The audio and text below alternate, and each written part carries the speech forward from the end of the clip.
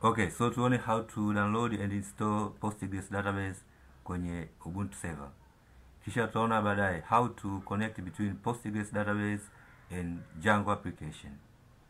Hii ni application ya Django ambayo tulideploy kwenye previous episode ambayo current ipo kwenye on production.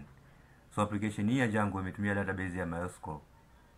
Hii ni just a free open source application ya email server ambayo tulideploy kwenye previous episode. Na hii application inatumia database ya MySQL. So for example, hii ni email server, just login as a user 2, nikiklik login.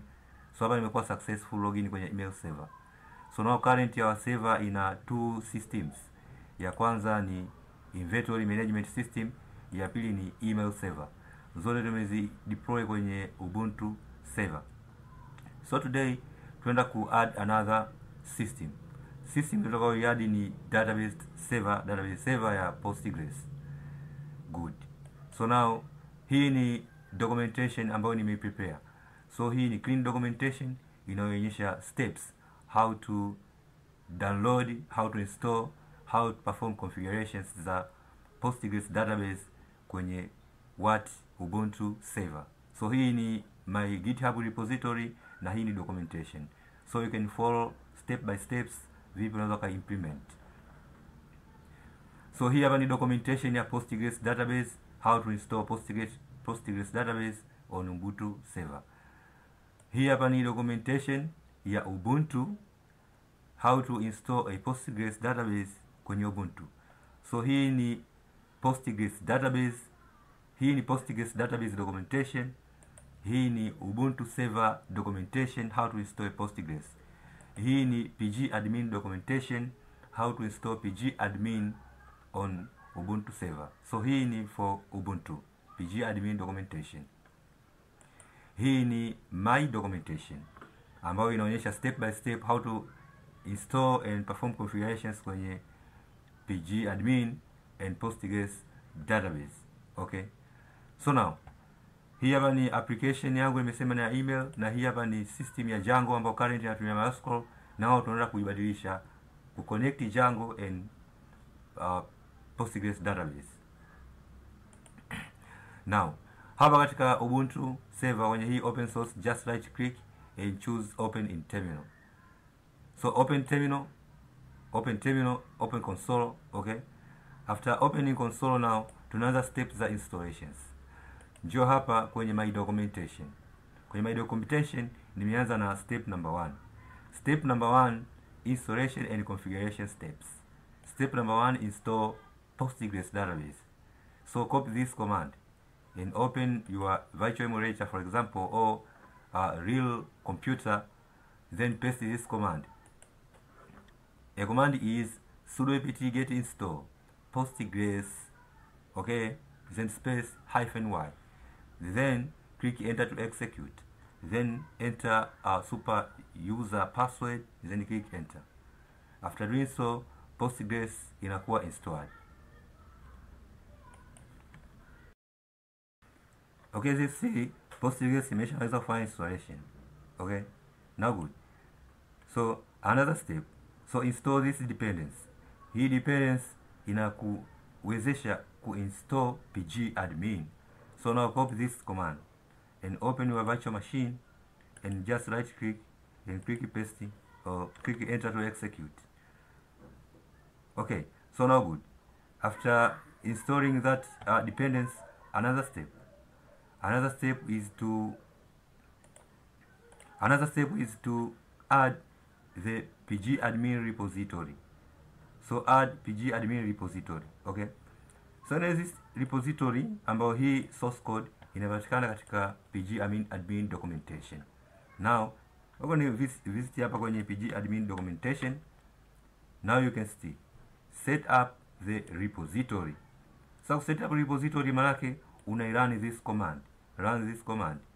Lakini kabla hujarun hiyo command, hakikisha umeinstall hii hapa dependence. Okay, so your dependence hii hapa tayari imeshakuwa installed. So nikija katika my virtual machine, nikija kwenye on terminal, now you can see nimesha install. So nilichokuwa nimeinstall ni hii hapa. Hiki ndio nilichokuwa nimeinstall. Okay, hiki hapa ndio nimeinstall. Hicho ambacho nimeinstall ndio hiki hapa. Okay.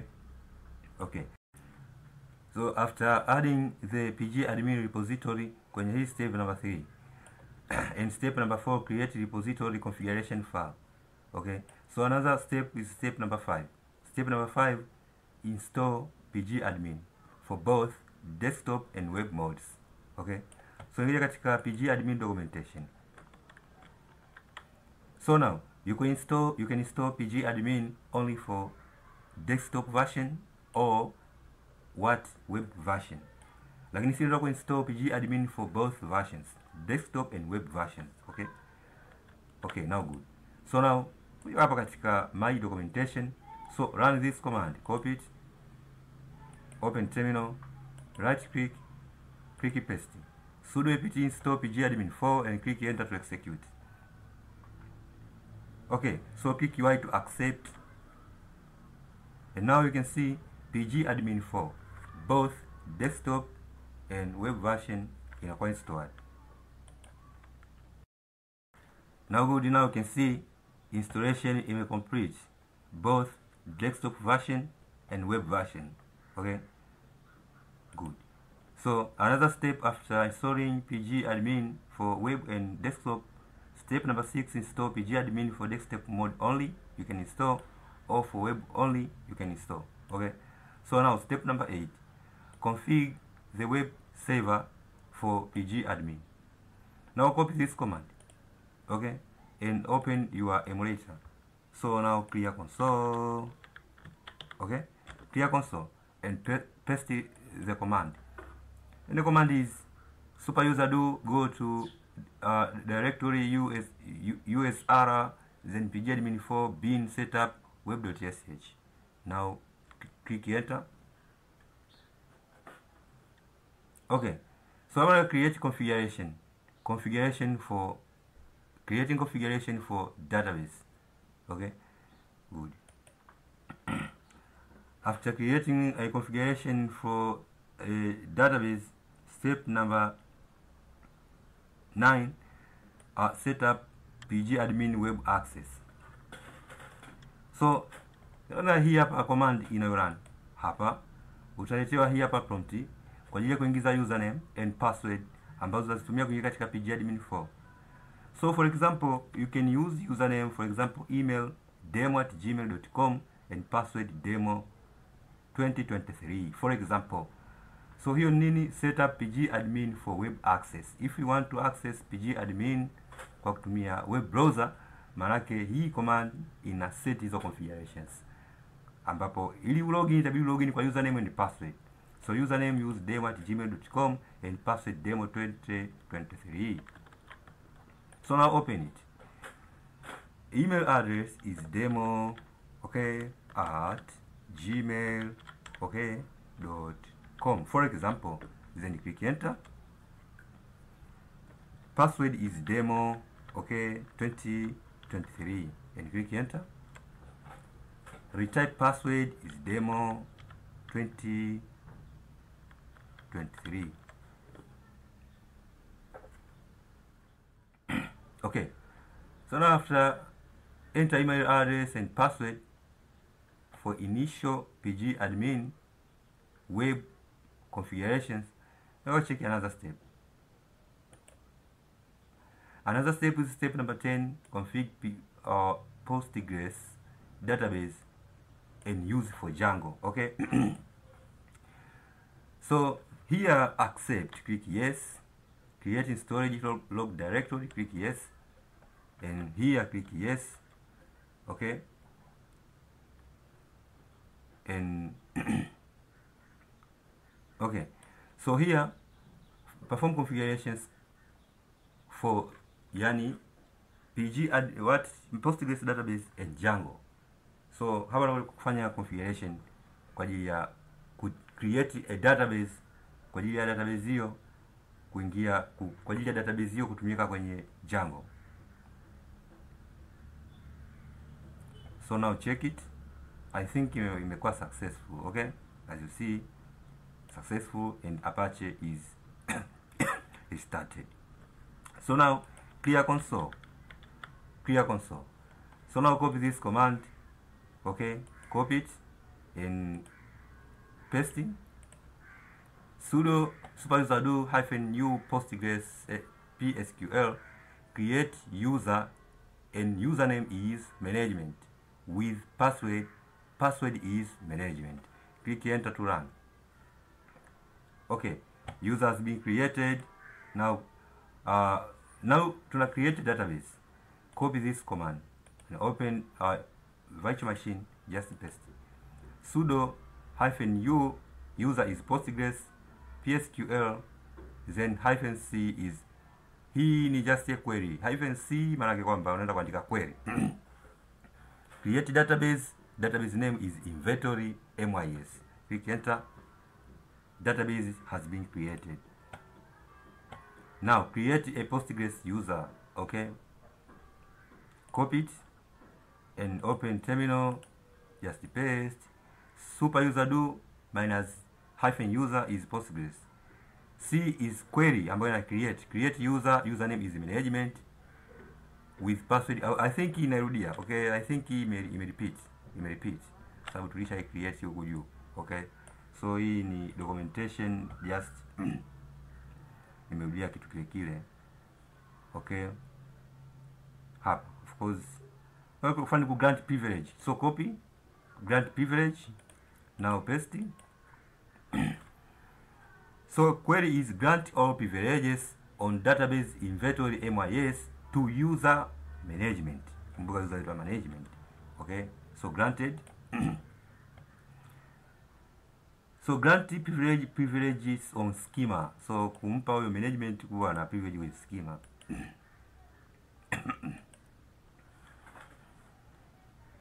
So command is grant all privileges on schema public to user management. Click enter to execute.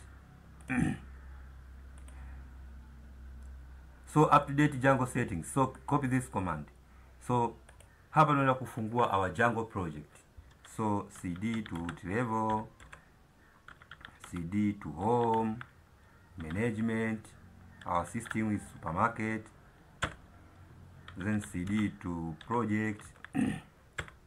So superuser do gedit, then project settings.py. Okay. Okay, so this is Django settings.py. So hapa naenda ku edit this line. Okay, as you see this line, this is the MySQL database configuration. Now ambayo tuliconfigure kwenye previous episode. Now tuna move from MySQL tunaenda katika Postgres. Now remove this line from MySQL, remove it, right click and click paste. As you see hii hapa tumesha remove. But before removing, okay, before removing, make sure ume install Postgres library itakawezesha kuconnect na Django. Okay, so here activate virtual environment. So now close it.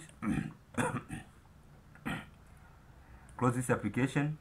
So close that file, then cd to back to previous directory, then cd to project hapa.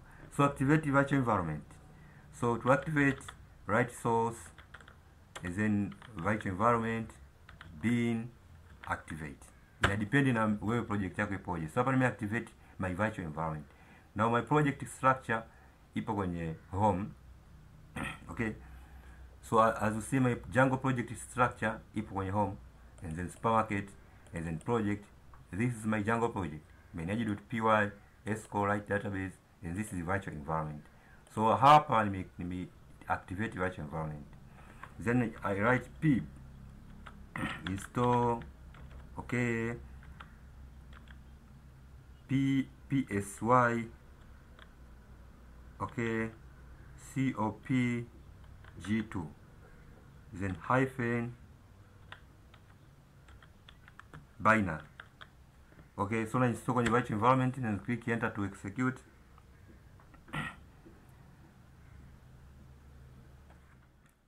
Okay, so now you can see in 3 MB, 3.0 MB. After doing so, open gedit. So now super user do gedit, okay, then project, then settings.py, open it. Now hapa ndo nakuja kuchange. You remove this line, then paste configurations for what for Postgres. Now our engine now is Postgres, our database name inventory MYS. Remember user is management, and password remember management. Remember password is management. So nikija hapa tumecreate user, where hapa to create user management with password management, create database inventory management system. So hizo ambazo zimefanyika hapo sasa ndizo hizi. User is management, password is management. This is a server name. After doing so, click save. After clicking save, now close it. Now migrate. So Python manage.py migrate. Okay, click enter to execute.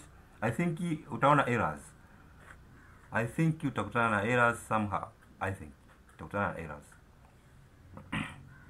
Now you can see the server is the server running all that hosting and accepting TCP IP connections. Kwa natakuwa ni fanye configurations. So nitaenda kwenye step inayofuata. I think after updating this Django settings.py, then natakuwa nifanye editing kwa ifanya inaitwa pg_hba.conf. So now copy this command, step number 12. Open your terminal. Okay, now clear it and just paste it. Sudo gedit etc access Postgres. Now here sijui kama natumia Postgres which version. So hapa andika hivi cd etc. Okay, I think inatakuwa ni cd to root level like this, then cd etc like this, then ls -l, and then list of files. So hapa na access directory inaitwa Postgres. I think Postgres zipo nyingi, sasa kuziangalia zote hizi muda unakuwa naenda. Okay, so clear, then cd postgresql. So click enter, ls-l. So here I have Postgres. So check command, then hapo tukutana na version, which version ambayo natumia, and sasa na ls version 16. Okay, so cd change directory to 16, nimeingia nani, so ls-l.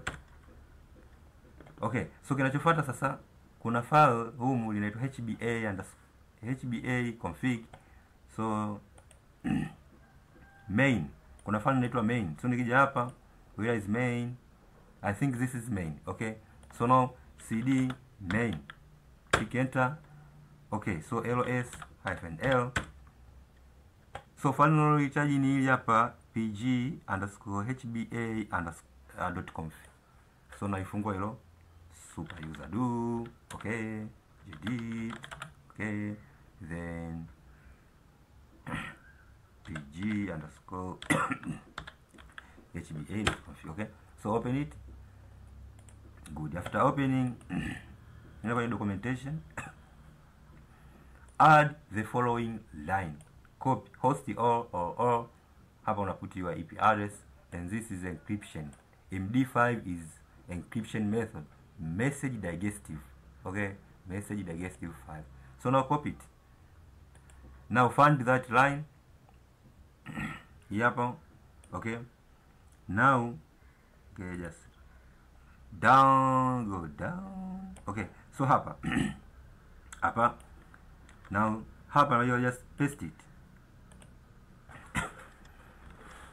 So manake nini? Manake ni kwamba hosting or for databases for users, address my computer IP address, encryption is MD5. So how to check your IP address? Very simple. So kuja hapa, nasandika if config Okay, now you can see this is my IP address, and this is my subnet mask, and this is a broadcasting address. IP address is 10.0.2.15. Hiyo IP address now we can see ndo hii hapa. IP address, my computer address is 10.0.2.15 /32 /32. Okay, good. So save changes. Now close it. Okay. Now open another file. Open postgres.config inakufanya edition. Okay, so hapo hapa select sudo kd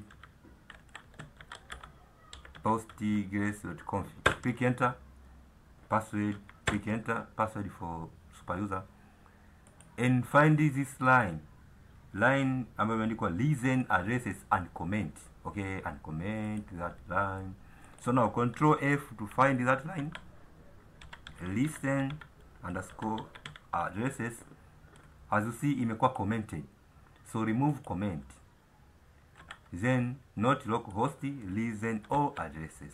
So remove localhost and put star. Put it star. Okay. And listen addresses. I think that's control F. Listen addresses. Of course ipo hiyo moja tu. Okay, hamna nyingine, ipo moja. So now save changes and close. Good. Allow traffic to listen pgAdmin port number. Okay, so now copy this command and open, then paste. Okay, click enter. Okay, now very good. Then reload is kuna kwamba hii hapa una enable firewall ku listen pgAdmin port number, enable firewall. So unaweza reload firewall. So now copy it and just paste. Execute. The firewall not enabled. Okay, no problem. Let's skip this step. Then restart Postgres. So copy it and paste. Restart. Okay, Postgres has been restarted. Okay, and after doing so, check the status of Postgres. Now copy it and check status. Clear. Now paste. Click enter to run. Now lazima uone hapa Postgres service is running. Lazima uone. Hakikisha kwamba and active is active. Hakikisha hivyo vitu vinaonekana hapo. Ukikuta wekundu, of course kuna problem kwenye installation, umekosea. So enable the Postgres service to start on boot. Okay, I think by default yenyewe Postgres hata kama hujafanya hichi kitu ina run tu. Okay. Copy that command and start a Postgres. Copy it and come to paste hapo. Okay, another step is verify services. Is Postgres active? Okay, so now copy it. Now come to paste. Is Postgres active? Click. Now we can see Postgres is active. Now verify if Postgres is enabled. So now copy it. Is Postgres enabled? Now paste. Now you can see is enabled. Okay, so now verify is pgAdmin ready? Okay, so is pgAdmin ready? Okay, so now copy it and paste. Is pgAdmin ready?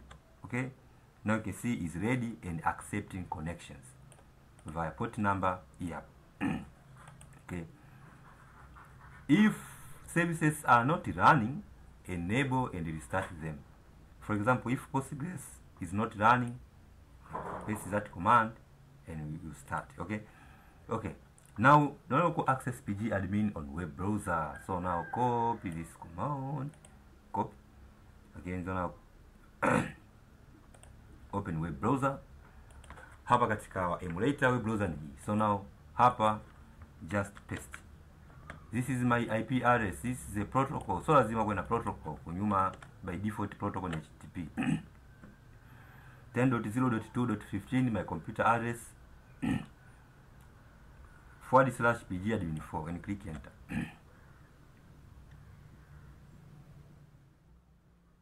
Okay, so now please wait kipindi Postgres ina just ku load. Please wait while Postgres is loading. Hapa still is loading. Sasa ndo mara kwanza tunaifungua. Now very good. Kipindi ina load Postgres, let's perform migrations. Hapa so migrations hapa. Currently tupo kwenye virtual environment. So now cd to previous directory.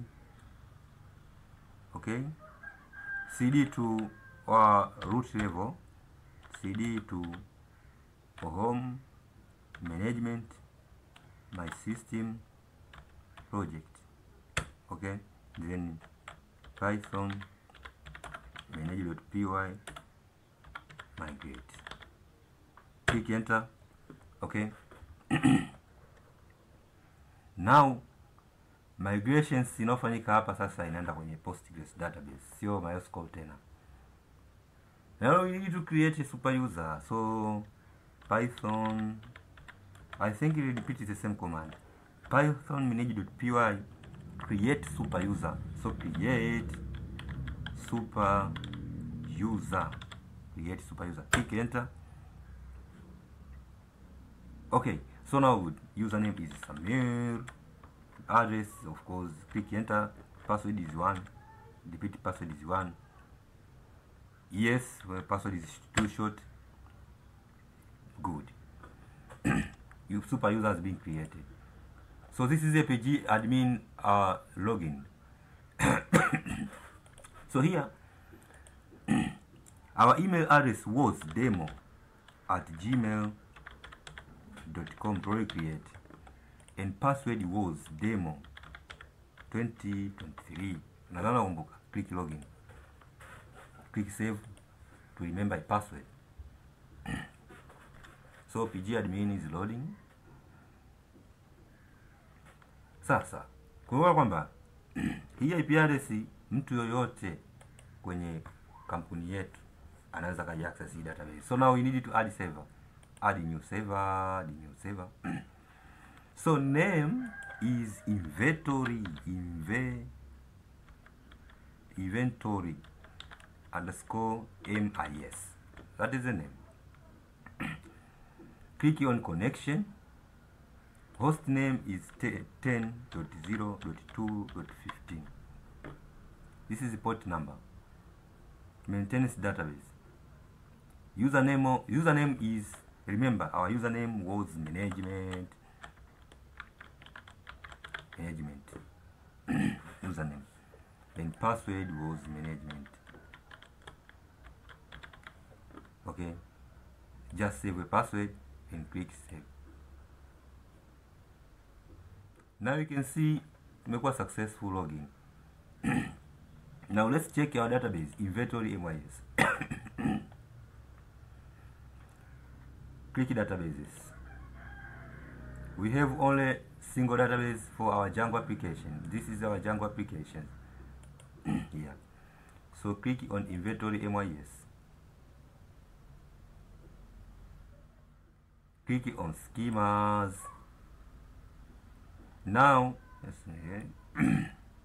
now you click, of course, tables. Now you can see Django tables.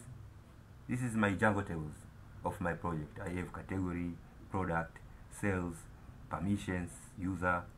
See? Now my Django application imetumia database ya SQL, ya Postgres. Django application hapa.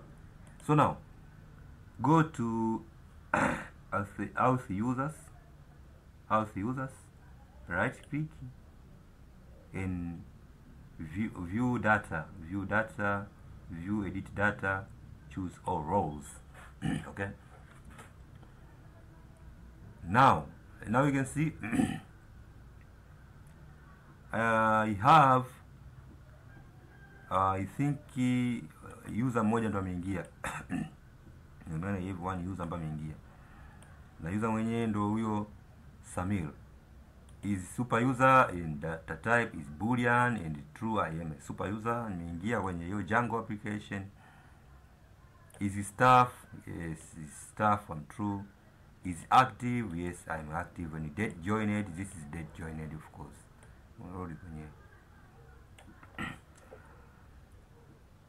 Okay. So our application ni hii hapa. So nikija kwenye, of course, for example, category, check your application yetu kama for upload some data. Okay. Our application current ina run.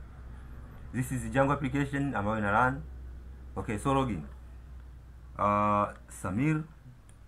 Sasa una login sasa hivi imipo kwenye Postgres, password is 1. Click enter. Here, okay, import import data and then browse. Browse category and open USB. I think USB is not connected, so now just open our computer, USB drive, eject ili ionekane kule kwenye Linux. So now cancel. Hapa of course nataka nione hapa. Just disconnect and connect again my USB flash. Nataka nione hapa USB flash. No problem, system inafanya kazi hapa. Sasa hapo ni issue za kuupload dataset. Okay, so hivyo ndio mambo unaweza ka connect between Django application and Postgres database, lakini ukiwa kwenye Ubuntu. So ukiwa kwenye Ubuntu, okay? Now good.